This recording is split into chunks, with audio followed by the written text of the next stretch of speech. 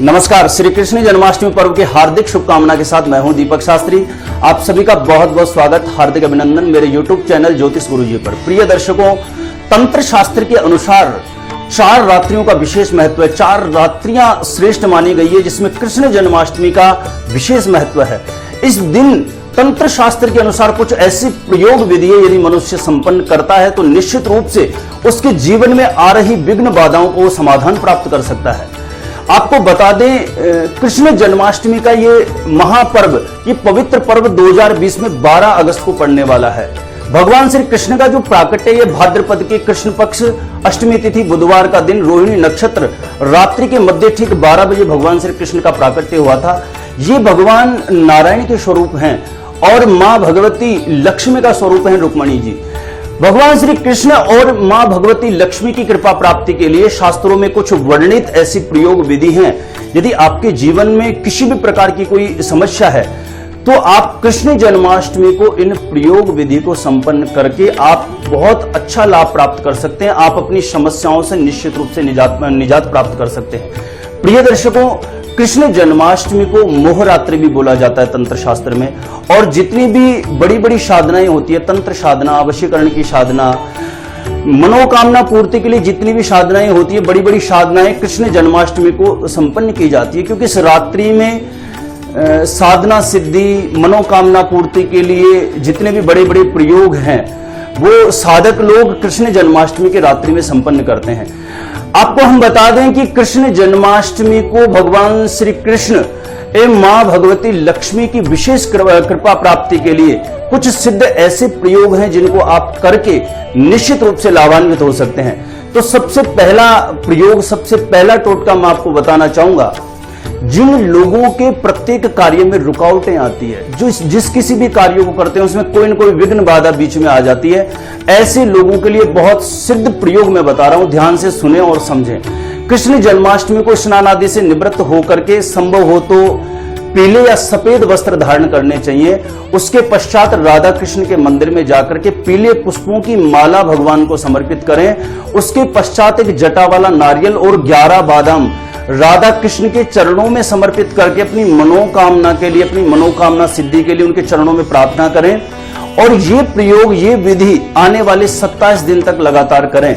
निश्चित रूप से आपकी जो भी विघ्न बाधा, किसी भी प्रकार की समस्याएं चले, उसके अंदर आपको तत्काल लाभ प्राप्त होगा। जन्माष्टमी से लेकर के आगामी 27 दिन तक नित्य ये इसी प्रकार से विधि आपको संपन्न करनी है। दूसरा प्रयोग है उन लोगों के लिए जिनको व्यापार में मनवांछित लाभ प्राप्त नहीं होता है, नौकरी में कहीं न कहीं कोई विवादित स्थितियां पैदा हो रही है या नौकरी मिलने में समस्याएं आती है। ऐसे लोगों के लिए बहुत सिद्ध और अनुभूत किया हुआ ये प्रयोग है। मैंने बहुत सारे लोगों पर इसको करवा के भी देखा है। तो आपको करना क्या है, जन्माष्टमी के दिन 5 कन्याओं को अपने घर में सफेद मिठाई खिलानी है या खीर खिला सकते हैं। इसके बाद उन कन्याओं को आपको कुछ उपहार अवश्य देना है और ऐसा करने के बाद उनके चरण स्पर्श करना है। और ये विधि आने वाले 7 शुक्रवार तक करनी है आपको। ऐसा करने से निश्चित रूप से नौकरी में आ रही बाधा आपकी दूर हो जाएगी और बिजनेस में, व्यापार में किसी भी प्रकार से आपको समस्याएं चल रही हो उसमें तत्काल राहत लाभ देगा ये प्रयोग। इस प्रयोग को अवश्य करें। और तीसरा प्रयोग है, ये बहुत बहुत कारगर प्रयोग है।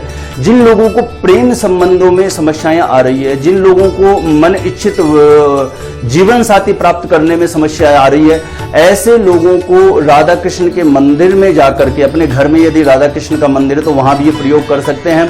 भगवान के चरणों में पीले पुष्प अर्पित करके और अपनी मनोकामना का ध्यान करते हुए मिश्री, शहद और इलायची भगवान के चरणों में समर्पित करके अपनी मनोकामना का ध्यान करें, चिंतन करें और इस प्रयोग विधि को आने वाले 7 शुक्रवार तक करें। ऐसा करने से प्रेम संबंधों में आ रही कड़वाहट निश्चित रूप से दूर हो गई और जीवन साथी प्राप्त करने में ये उपाय बहुत मददगार आपके लिए सिद्ध होगा।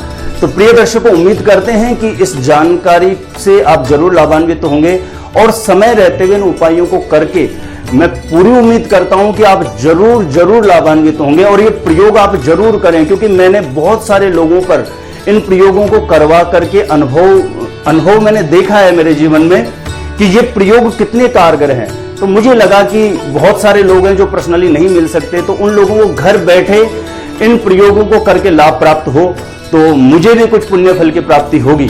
तो उम्मीद करता हूं कि ये जानकारी आपको अच्छी लगी होगी। यदि ये जानकारी आपको अच्छी लगे तो इस वीडियो को लाइक करें, शेयर करें, और मेरे चैनल पर नए हैं तो मेरे YouTube चैनल को आप सब्सक्राइब अवश्य करें, क्योंकि मेरे इस चैनल पर आपको व्रत त्योहार के संबंध में, ज्योतिष वास्तु विज्ञान के संबंध में मेरी रिसर्च के आधार पर समय समय पर मैं आपको साइंटिफिक सटीक जानकारियां देने का प्रयास करता हूं।